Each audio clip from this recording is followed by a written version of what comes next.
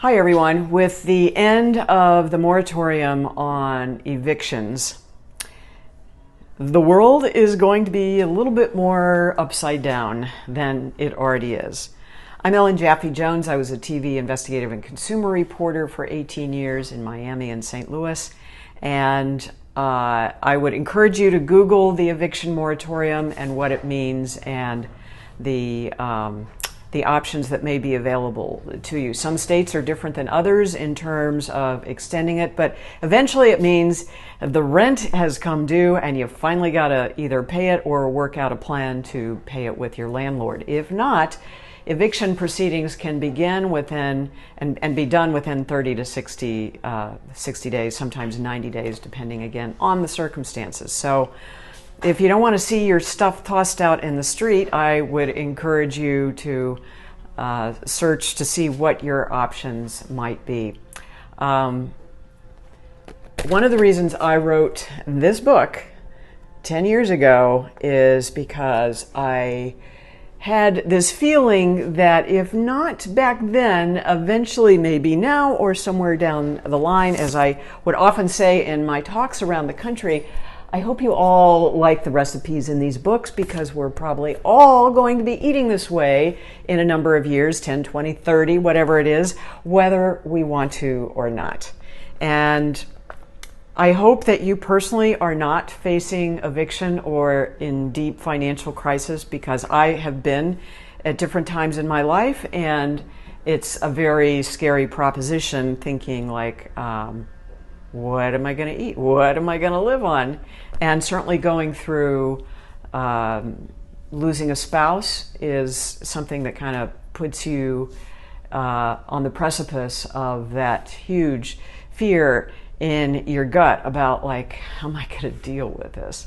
So that's one of the reasons I wrote this. I wrote it when I was a single working mom, and all I wanted to do when I got home at the end of the day from my job was just to get healthy food on the table for myself and my 3 daughters. So I have not only recipes in here, but a lot of different tips on what I did then, which still very much apply now. So chapter 2, and you can see this is my desk copy with well-loved tabs here.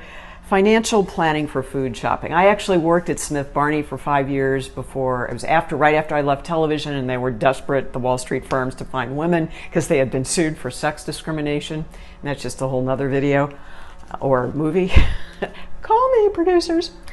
And then I did media consulting with my then husband after I left Smith Barney. So I put that all together and came up with this whole idea of food financial planning, which is really what you have to do. And you kind of have to sit down and plan it all out and get some experience about what your favorite foods are and the cheapest way to buy them. So I'm going to go over some of these tips, and I'm going to spend a few videos actually really diving deep into some of these ideas, because my publisher is very known for I won't say a cookie cutter cookbook, because that's kind of overused, but you can see these are the same size, shape, and generally a lot of their books are in this format. So they are meant, because we live in a video age, not to be very long books. In fact, my favorite story about them, which both sides of this story freely admitted, both T. Cullen Campbell and my publisher say, yes, they turned down the China study because the book was too big, too long. So, how do you reach people? I think we've reached a lot of people with these books, and that's one of the reasons I am more than happy to stay with them. And 10 years later, I'm still on the lecture circuit. But tip number 1 in here is cook from scratch. That people say, oh, I don't want to cook from scratch. I don't have time. To which, what does Ellen say?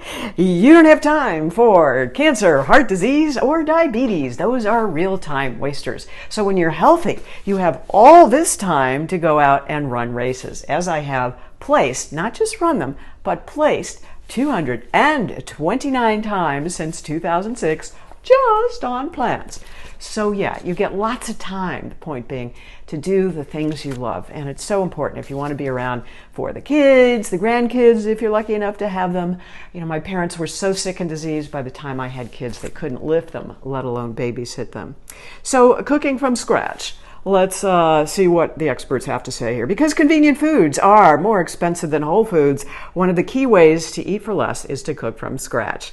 This may seem like a daunting proposition if you're used to relying on processed foods or takeout. But cooking from scratch doesn't have to be time-consuming or complicated. And as you'll see from my recipes, if you prepare a few large batches of beans and whole grains once a week and store them in the fridge, you'll have the foundation for many quick meals throughout the week. So I'm big on batch cooking. That kind of became a thing, a term after I wrote this. But it is easier to spend a day on the weekend cooking and prepping the foods. And, now even since I wrote this, the containers that are out there are so hermetically sealable so that, air doesn't get in and makes the food oxidize. So that's just one tip on how to start. We're going to have lots of tips for you. And if you have your own tips and ideas or questions, please do drop them down below. And don't forget to like and subscribe. All right, everyone, gotta run.